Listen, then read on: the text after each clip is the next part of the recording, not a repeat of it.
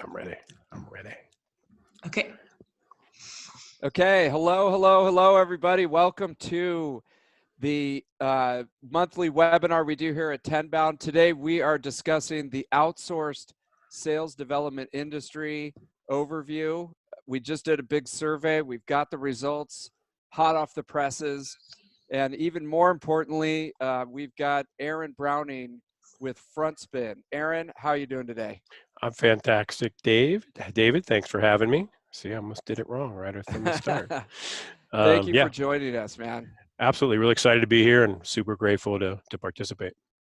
Yes, and behind the scenes, preferring to remain stealthy and anonymous is Hannah Sullivan. I'm blowing your cover, but Hannah is actually the brains behind Tenbound and the critical, structure that makes all this possible. So Hannah, thanks for jumping on.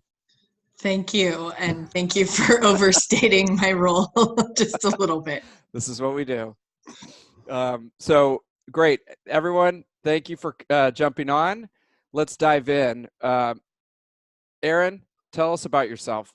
Yeah, If I can move these slides. Absolutely, David. So I'm with Frontspin. Frontspin is part of the very crowded sales engagement space. We focus more on the telephony part of sales engagement, if you will. And one of the reasons that we're excited to be here today is that we spent the good part of the last 3 years working really closely with owners, VPs at different outsourcers, most of them pretty well known out in our social media space. And so we've learned a lot. Obviously, what we're doing is helping them more on the tech side, but we've learned a lot about what makes them successful, some of the key things that you should be looking at when you're evaluating outsourcers, and hopefully I can impart, some of that wisdom today. Yeah, I'm really excited you're here. I think what's interesting about Frontspin is the way that you can actually work with outsourcers to help them run their business and be more smooth, because we'll talk more about this, but Yep. it's such a complicated infrastructure to run these companies It and is. impart sales engagement on there. So I appreciate you being here and bringing your wisdom to help people out with this topic. Absolutely. So, and if you don't know me, my name is David Dulany. I run Tenbound.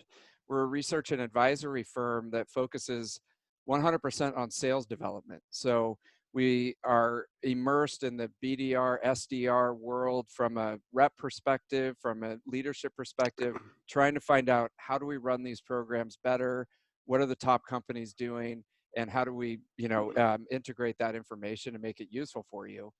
And, one of the things, like I mentioned, we partner a lot with different organizations that are in this business. And Frontspin, I wanted to talk with you, Aaron, because I know that your sales engagement platform is really integral to a lot of outsourced companies. Yeah, and that's right. And the 3 years that we've spent with them is they've had a big influence on our roadmap, right? So, we kind of basically work for our clients. That's our model for the most part. And so they've had a big impact on the technology that's in Frontspin today, the features that are in there today that are there to help the next outsourcer. So, to your point, David, there are a lot of different data requirements that they have to segregate data the right way. And then, to be honest, when you're looking for an outsourcer, you're going to probably give them the harder project, right? And that harder project usually means pick up the phone. And that's where Frontspin shines from a sales engagement perspective. So, but like I said, for today, I think we can give a lot of insight into help people evaluate outsourcers, the best way to do that, because we've seen the ins and outs of these companies, and hopefully find the right fit for them. Excellent. Well, thank you. I want to dive in more on how you work with the companies, but what are we talking about today, and why are we spending this time? We've got there was a tremendous amount of interest in the webinar, and there's a tremendous amount of interest in the outsourced industry as it regards to sales development. And so what we want to go through today is, okay, why is there this major interest in outsourced sales development? Why is this industry growing so fast? And then what are the unique challenges that you have in working with these companies to make sure that you're successful at the end of the day? And so I'll spend a little bit of time just kind of queuing that up, and then we'll talk about the survey and what kind of data we got out of the survey, and how that might be useful to you.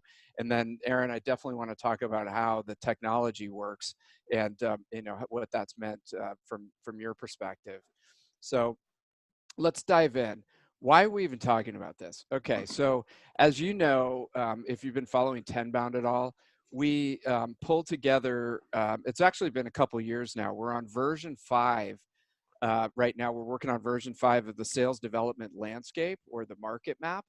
And what we wanted to do is go, okay, you've obviously seen the Martech 5000, and there's a sales development map. There's a sales tech map that covers the entire sales process.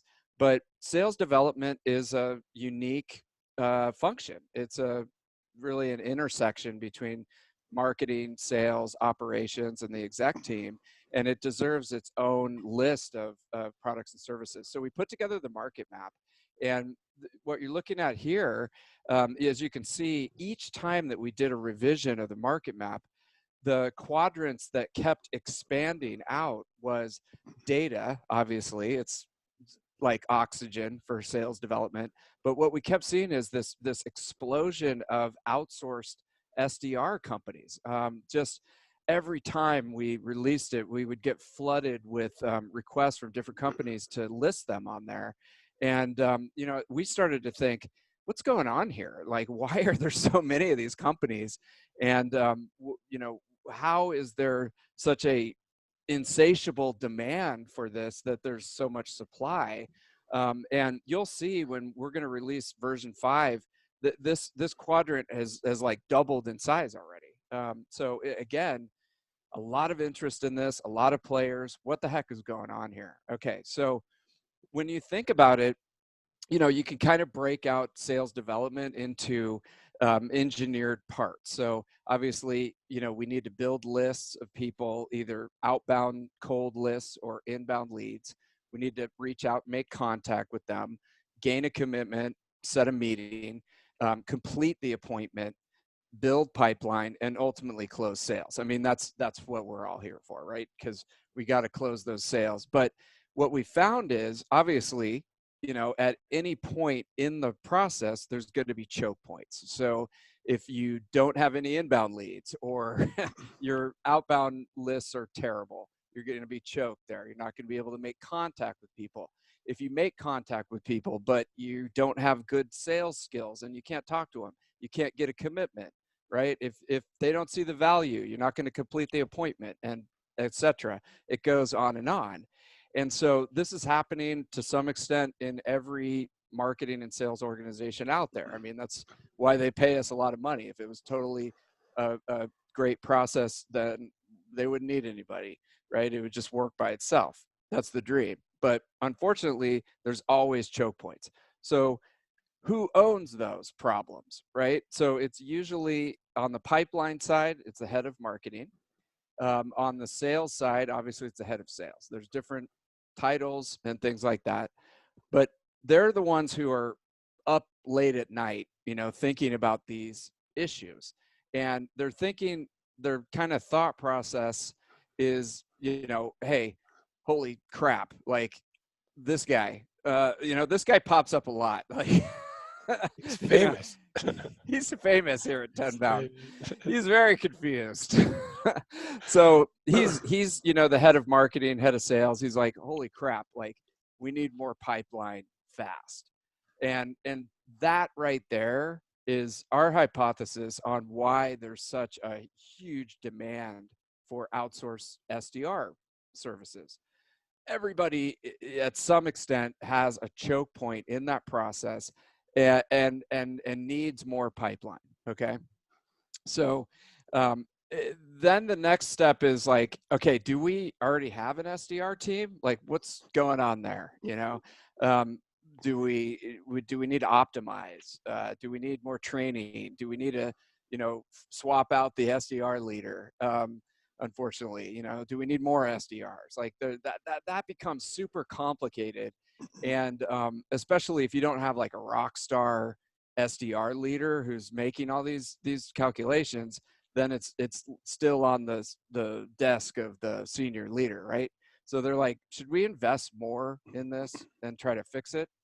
Or should we just outsource this, right? Because people are used to outsourcing things. They outsource, their brand image. They outsource stuff to like marketing agencies. They outsource, tech, programming and stuff like that. And so we end up with this huge demand. And our hypothesis is that's why we keep seeing companies come up. So the next question is like, well, how do you determine which one of these you're going to use if you want to go ahead and use one of these companies? And that was the impetus of creating the survey. And Aaron, I've been talking a lot, just kind of queuing us up here, but I'd really like to get your thoughts. Is there anything that you've seen out there that you would disagree with here, or that you would want to add on there? I would highlight what you kind of touched on around the training part of it, and then the ownership, or what we might call at an outsourcer, the project manager or the delivery manager. Because those are the two biggest pieces that are going to kind of set that outsourcer apart. Look, anybody can buy the magic wand technology, right? But at the end of the day, the ones that can train them the best and then manage them the best are the one that's going to probably give you the most numbers. It could be the most effective. So what we've seen is the companies that have focused on a really good training program. And let's keep in mind, everybody's bringing in the same college kid, right? That's what everybody's trying to try to maximize revenue. You got to be able to limit the costs in the people business. So the ones that can put them through the right training program, and most importantly, have that, let's just call them a PM, right? Delivery manager, project manager, let's call them a PM for this purposes, that can really lead and manage that team to those numbers that we know they got to do, right? So it's the data they're using, the content for the emails and the script, managing to the numbers, which is really important. So I think a lot of people think I kind of think the old way is gone, where you just go hire an SDR and then you say, go ahead and do your work. I think if you're looking to really compete, you're an established company, want to build lead gen, or you're a startup that wants to start lead gen, you got to kind of look at where it's become now. It's so specialized that if you're not doing it the right way, you're going to get left behind. And I think that's what these outsourcers can do really well, because they put the training and the project management emphasis. Yeah, 100%. I mean, because it's like, if you're that higher level person, either the head of marketing or the head of sales, and you're in that decision making point, and you're like, okay, do we have good training? Do we have good leadership? Do we have all the information that we need? And the fact of the matter is that you're not necessarily a sales development company.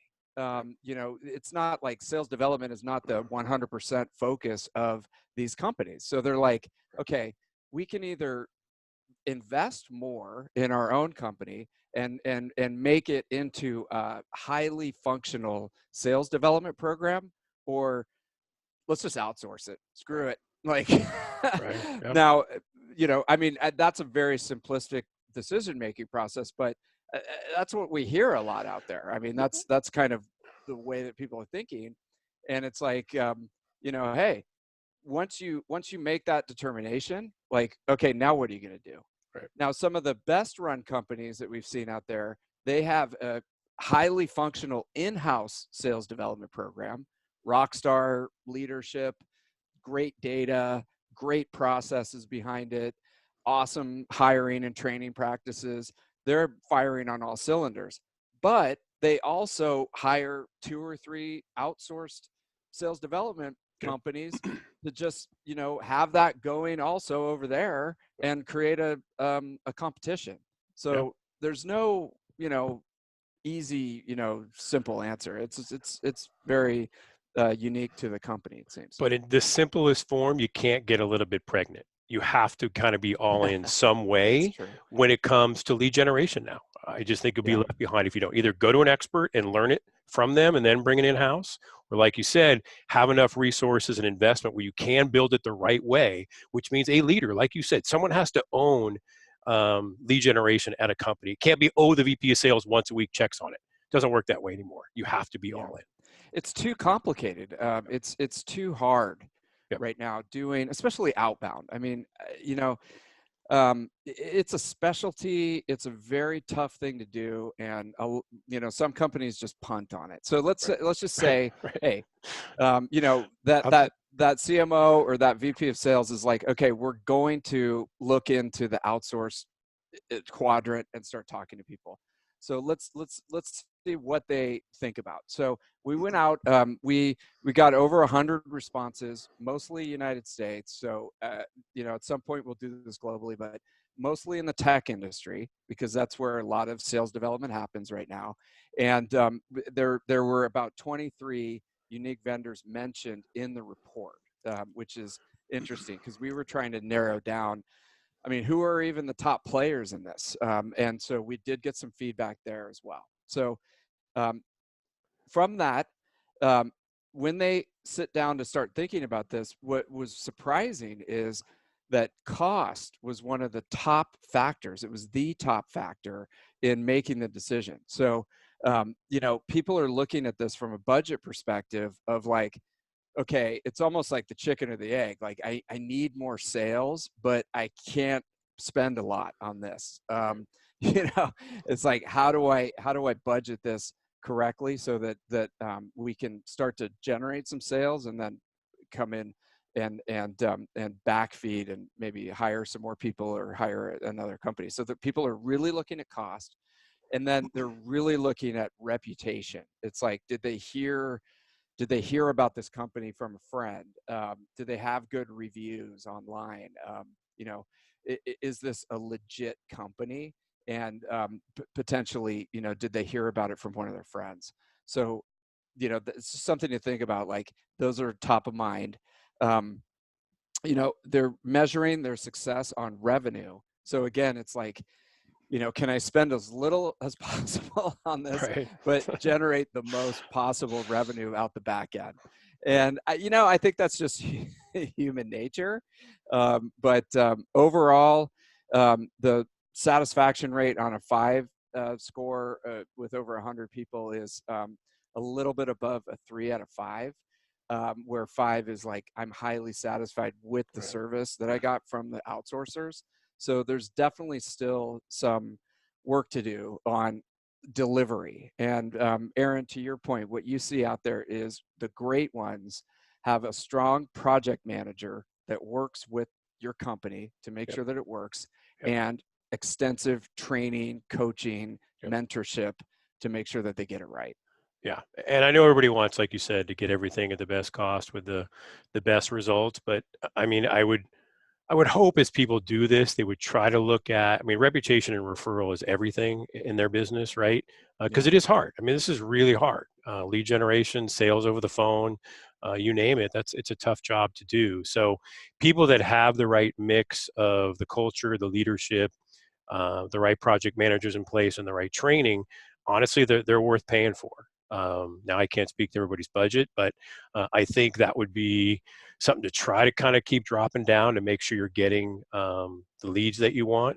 And even, I'll give you an example. I mean, if I was going to start a lead generation team now at a company, I would talk to an outsourcer, even if I wasn't going to outsource, if I had no intention, just so you can know what you're up against. I mean, you could find out exactly all the things that they do, and you can go, whoa, I had no idea. That's the kind of things I had to do to be competitive, because it's significant, right? 100%. I mean, all that the outsources do all day is sales development. That's all they do. Their whole company is designed to do this one function at your company. So they're probably pretty damn good at it. As long as they've got a good reputation or you got a referral. And the other thing is, I remember, when I was running a sales development program, I wasn't super familiar with this industry, and my boss came to me and he's like, "Hey, I want you to check out these outsource companies." And I was like, "Holy shit, dude, I'm getting outsourced." like I was freaking out, but he didn't look at it that way at all. He was a marketer, and marketers use agencies all the time to fill in gaps, you know, on their team. So, you know, I like what you said, Aaron. I mean, I would look at this as it's an additive, and it's, you know, everyone's looking at cost and revenue generated, and maybe we should look more at, you know, the quality that's coming out, which was the third, you know, highest rated answer on that particular measurement. Yeah. Well, I understand the revenue. I get that. Of course. Yeah. I mean, Right. dude, we got bills to pay, man. Right, I right. get that. It reminds me of that thing. You know, you can have it fast and good, but it's not cheap, or you can have it cheap and fast, but it's not good. You know, Right. you can Right. only have 2 out of 3. And that definitely holds true. So in successful implementations, what we saw was, you know, to your point, Aaron, the providers rated really highly on being focused, you know, client satisfaction, very responsive, easy to work with, and then a strong service level agreement. And in that case, it's like the company and the outsourcer really were on the same page around what is a qualified appointment, what is a qualified lead, and you know, how we're going to measure that. And there was good communication there as far Yep. as being easy to work with. So Yeah. yeah. Go ahead, Steve. David, sorry. Yeah, I was just going to say, you know, if, you know, you're looking at this from you're an outsourcer, these are the things that were the key success factors in making these implementations successful. So these are the things to really focus on. Yeah, and the tech can help them out in some of these areas, right? So the easier the tool is to use internally for the manager, from a reporting perspective, from a data perspective, the easier it is to be responsive. You know, if it's a question about a project, you can kick out, you know, reports daily if they want to see that. You know, how is my team performing? The focus piece, I suppose, can be a number of things, right? It can be related to having the right data or having an outsourcer that's focused on your market, right? So if you're lucky enough to find an outsourcer that has already worked in your space before, has prospects in your space, that can be a huge boon to getting something in the first 90 days, which is, I think, the biggest concern for a lot of people. I hire an outsourcer, am I not going to get a lead for 6 months or not close a deal for 6 months? So I think, you know, the faster to market can be kind of part of that as well. But the tech can help in these areas, especially with the SLA related to that. And most of these outsourcers are pretty smart about the technology they use. They need tech that is going to save them money and allow them to scale, because they are in a highly margin business, and they need tech to kind of help them out. Yeah, that can be a huge factor. The other thing that we hear out there is that, you know, the outsourcers want to grow their business as much as possible. And so they're obviously aggressive in prospecting and getting in front of clients because it's what they do. And they'll take on any project that comes down the line, you know, no matter what the industry is. And, you know, they don't want to niche and narrow themselves because it cuts off a whole world of business that they could potentially bring in.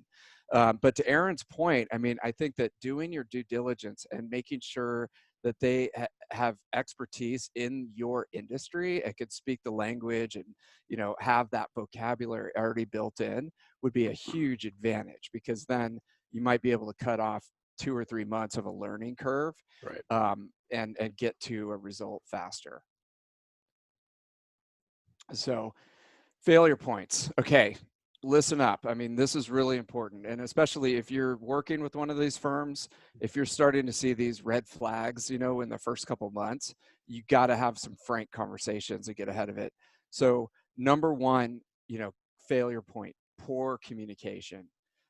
You know, not updating, not giving reports, not letting people know what kind of A/B testing is going on, and kind of leaving the client in the dark.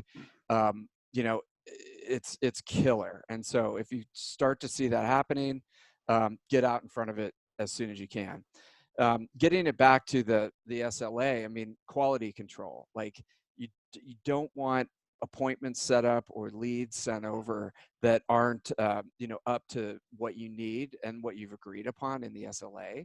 And so if you start to see that they're sending you the wrong people, they're sending you, you know, the wrong industry, things like that, get out ahead of it, have that conversation, because that's going to lead to poor lead conversion, poor ROI, initial, you know, eventually, And especially like on the sales team side, if they keep having to prep and show up for these meetings with the wrong person in the wrong industry, they're going to be pissed at whoever hired this outsource company because they just had to waste a ton of time. Right. Yeah, I mean, this is it. This is everything, number one, right? I mean, you've hired this company to be an extension of you. And it's kind of rare. You talked about other, outsourcing that companies will do. A lot of them are not customer facing, right? So if I hire a developer, he's not going to see a customer. Marketing, the agency, they're going to give you ideas, but it's still probably going to be David out in front. The agency is powering David, right? Whereas this outsourcing, sales outsourcing, you're giving them an email account, most likely. Now they're sending emails on behalf of your company. They're calling up and saying, I'm with Tenbound. Love to have you come to this webinar, right? So now I'm working for Tenbound. So it's unique in that sense in terms of the outsourcing, but it's also a spotlight's on it. So you've got to have someone that you really trust, that you feel like they can be that extension of you, going back to the training, going back to the PM. Keeps coming back to that, how important those pieces are from your outsourcing partner. And these other things you can do with the technology as well, right? So you can ask for recordings. I want to hear this call from the other day, so you can get this kind of stuff you couldn't get before. We found out through our outsourcing partners, 100% of the time, their customers know what tech that's going to be used on their behalf, which I thought was unique. I think back before, I don't know when before, I don't want to date myself too much, didn't really care what the tech was. Just give me some leads. As long as they were booking appointments, I didn't care what the tech was behind the scenes.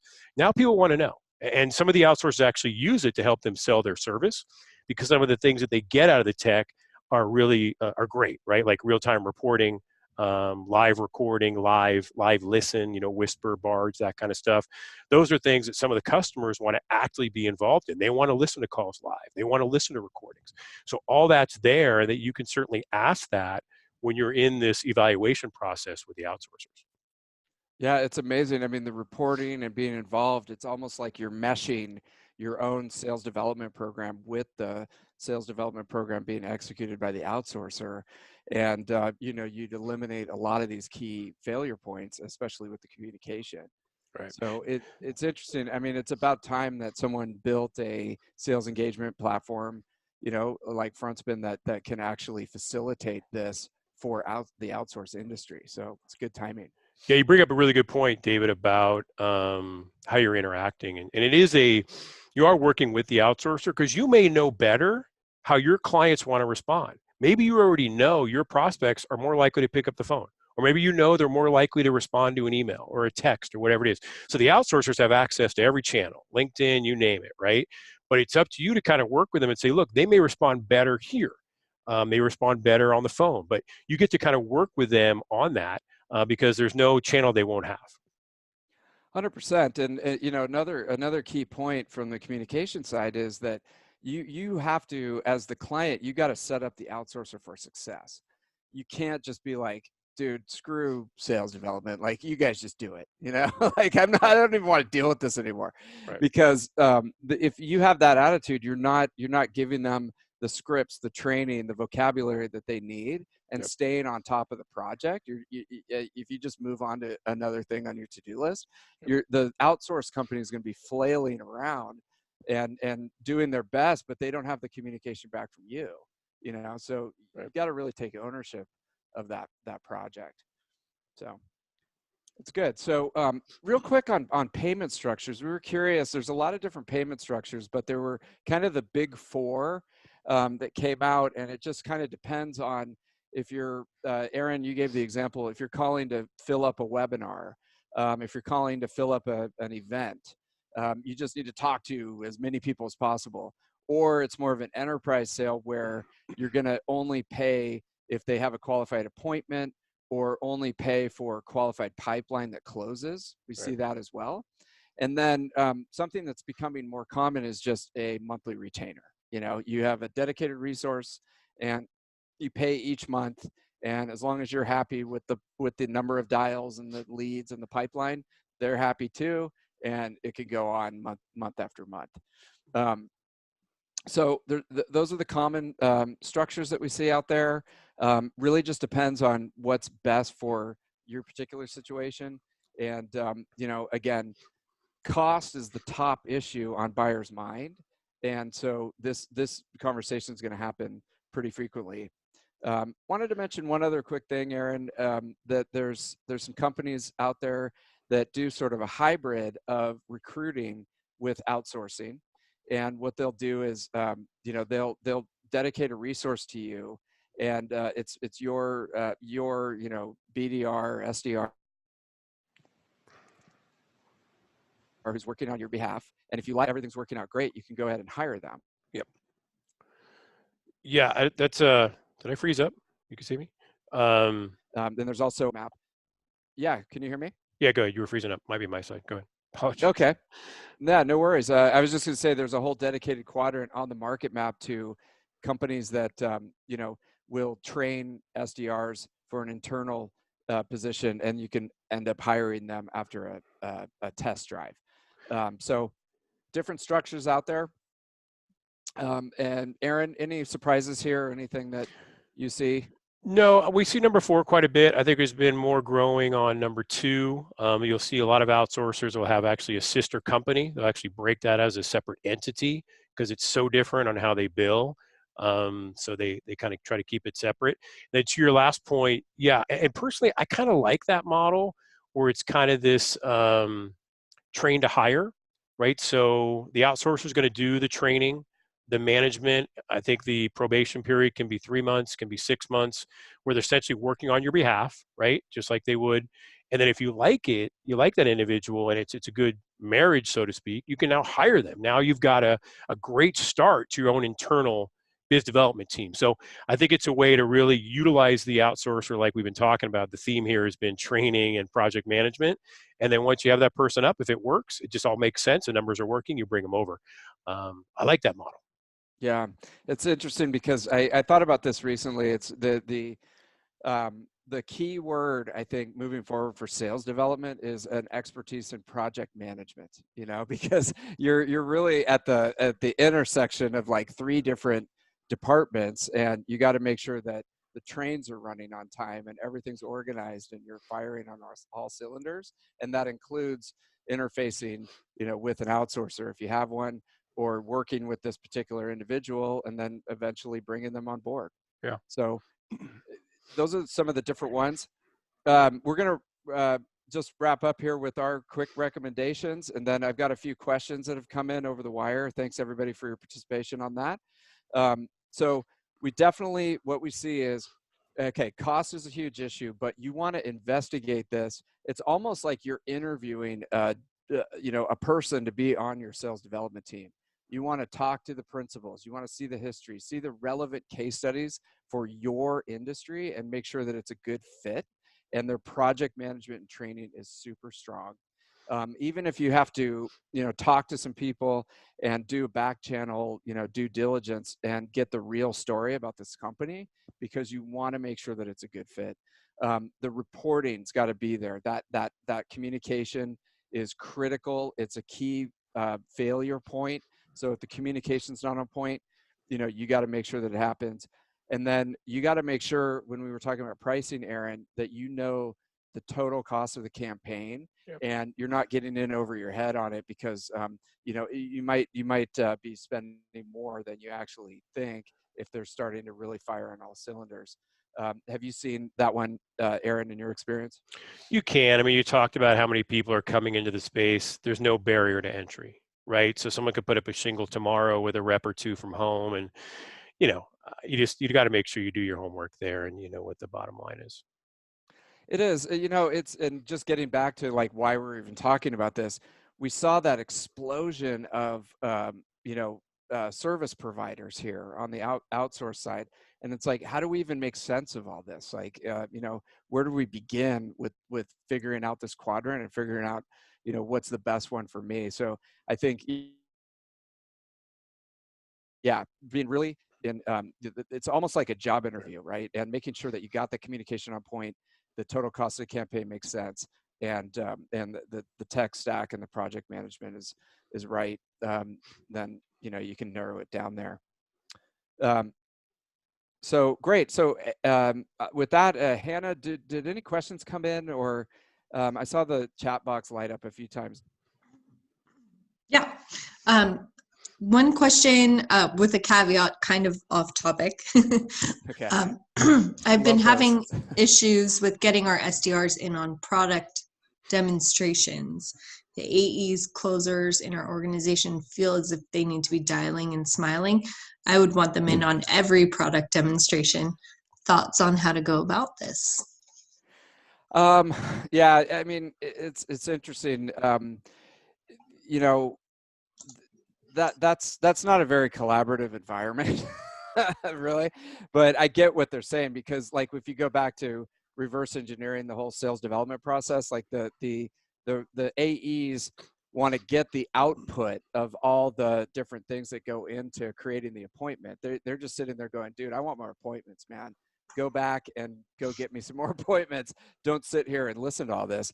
But at the same time, that's a training component, and it is very important that the SDRs be on those calls and hear how, you know, the product's being used in the wild. So the recommendation I would have is try to get as many recordings. A lot of companies are using different recording software, Gong, Chorus, ExecVision. If you don't have that, you can sometimes just record, use Frontspin. You know, it doesn't have, I don't know, you would know more than I, Aaron, but you know, you can get the whole raw recording and then go listen to it in your own time. I mean, you know, it's if you want to really excel in your career and be amazing, you might have to skip, you know, your Game of Thrones, Game of Thrones that night and listen to a couple of calls, and then, you know, you're getting the training that you need, but you're keeping the sales reps happy. Aaron? That would have been my exact answer. It's all about the recording. I mean, there's no question an SDR that knows more about the product and the objections and how to overcome them is an SDR that you want, right? So the AEs want their cake and eat it too. Guess what? The recording allows you to do that, right? So they can be the well-versed SDR that knows the product, but they don't have to sit on the live recording. I can go listen to the recording in 10 minutes if done right with one of the products that you mentioned. So Yeah, absolutely, you can do it exactly. all now. Couldn't do that before. Yeah, I mean, and that attitude is not, I mean, you know, I don't know, but that's just my Just opinion. don't be that AE when you move up. Don't be, Right? yeah, don't be. Just start it. Start the process. Start Yeah, the because revolution. you need training. Get the training. Take ownership and do it yourself. All right. What else we got, Aaron? Hannah. Okay, here's another question. How should you route qualified leads justly to AEs? Is there a way to route more leads to more meritorious individuals who self-generate more? Yeah, that's funny. I used to have this conversation a lot when I was in the corporate world. You know, you spend a lot of money, you spend a lot of time. I mean, look at the process for producing leads. It's getting harder and harder to get anybody interested in what you're doing, and you want to get it to somebody who can close the deal and bring in the money. You know, and so in a very, you know, uh, uh, mercenary world, I would want to send all the good leads to the person that can close the most deals. But that's, you know, you're going to get a lot of blowback on that because people don't think it's fair. And so I think in the for the question of just fairness, you have to kind of spread out the leads and hopefully the person who can close the most gets some good ones, and they can keep producing. And then if somebody's just getting tons of leads and they can't close anything, that, you know, eventually we just figure something out there. Aaron, what do you think? And Hannah, I think part of that question was if I'm an AE and I'm self-generating, I should kind of get an additional amount of leads. Honestly, I kind of agree with that. Now, I don't know how that scales at certain companies, but if I'm an AE and I'm cold calling, I'm getting it done and I'm generating a lead here and there, that should be matched. That should be an extra lead I get from the SDR team in my mind. But, you know, like I said, every company's a little bit different, but it's hard to get AEs to prospect. So if they're doing it, I think should be rewarded for it. Mm-hmm. Yep. Thanks. Okay, here's another one. As an a comment and a question. As an outsourcer, some of the biggest challenges are keeping clients engaged in consistent communication and ensuring that their organization is closing deals. Many clients have sales process issues that are only magnified by accelerating pipeline. Perhaps it is product market fit, people, process. Yeah, I mean, we hear that a lot out there, and that's kind of getting back to some of the comments around like, oh, dude, I can't deal with this anymore. I just want somebody to fix it for me, and not be as involved.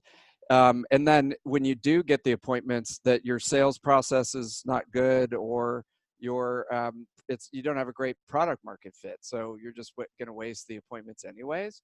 So I would just say that the clients who hire outsource companies need to take a strong look in the mirror and make sure that they're ready to put in the same amount of commitment on the outsource company to make them successful as they would if they had an in-house team, and also realize that hey, the outsource company can queue up the right people at the right time, set up the meetings, get everything going, but you got to close them.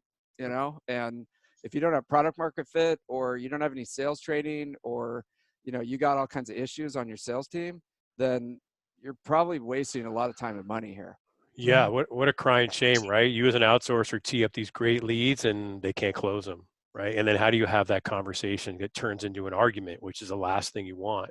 I've even heard of outsourcers that'll go and recommend training to their to the AEs of the company they're working for. I mean, you got to do what you got to do. If you know the relationship's going to die anyway, if they don't get training, all these great leads are going to go to waste and they're not going to renew, so to speak, then you got to do it. You got to have that frank conversation. You got to have that open communication. Once again, you're allowed to do that. You're an extension of them. So the closer you can all get together, the better, but not everybody's going to willing to come in. Not all clients are going to do that, right? So Yeah, I sometimes mean, you got to know when to cut the cord. it's a partnership, and we see a lot of finger pointing out there in this. Like, everyone's trying to like pass the buck and stuff like that. So you got to realize, hey, it's a partnership. If you can find a good one, there's great outsource companies, and they get in lockstep with the client and they just knock it out of the park. So you can find them, but everybody's got to step up and get rid of the blame game, and just figure out what's going on. Okay. We got time for one more, Hannah? Yeah, one more. Over Hit the me, baby. Okay. One time. Brittany. Over the last few years, there's been crossover between CRM and sales engagement. Do you see sales enablement crossing into sales engagement with content, arming them with the playbook? Yeah, that's a really interesting question. I mean, I think that there's going, like, looking into my crystal ball, there's going to be more and more integration between different point solutions, and a more streamlined workflow for both the SDRs as like an outsource company and the SDRs in-house, and that trend is going to continue to grow. It was interesting, just kind of tangent, but recently there was a big ad taken out in the Wall Street Journal of Segment, and a bunch of companies came out and said, we're independent, software companies that do better than the big guy who, I think they were talking about Salesforce, and they have the App Exchange where you could plug everything in. And I didn't really understand what the point was of the ad, but I think it was something about how you can take all these point solutions, and with APIs integrate them into something that's perfect for your particular situation, and you don't have to be locked into some gigantic contract with a huge company. So I long-winded answer, but I think there's going to be more integration, more streamlined workflow, and it'll be a better experience if you can get it right. Right. No, I think there's no question that's where it's going. That's where it's going for us. And we look at our roadmap and how the outsourcers have influenced it. It's kind of less is more. They want less things to log into. They want one pane of glass for the user.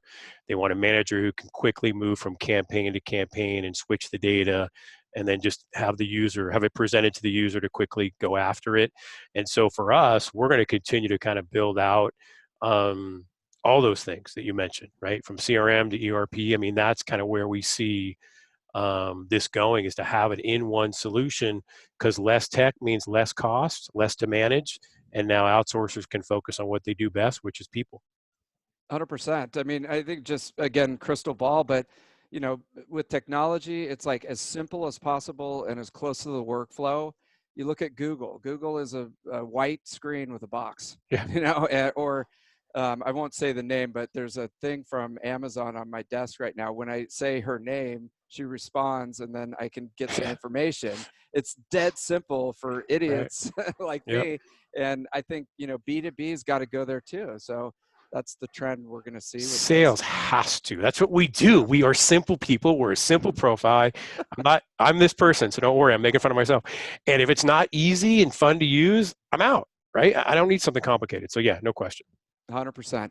Last quick thing, and this is a totally off topic, but everybody on the line, if you know of anybody looking for an SDR job, an in-house SDR job, we're having a career fair, and we kept hearing about how people were like, dude, I need some great SDRs at my company. Do you know of any? And I just finally, I'm like, you know what? Let's get everybody into a room. We'll get the companies that are hiring. We'll get the people looking for the jobs, and we'll make a match. And so we're going to do it. It's next month, February 25th in San Francisco. If you're looking for SDRs, if you're looking for a new job, if you're just graduating and stuff like that, or you have a brother, cousin, sister, whatever, who's looking for a new opportunity, go over to tenbound.com events, and we'll get you in there. And yeah, Aaron, I just appreciate you so much being on the show and sharing your wisdom. And you know, and let's do it again soon. Love to, man. Happy to do it. It was a great time. Hannah, David, thanks so much for having me. Thank you. Thank you.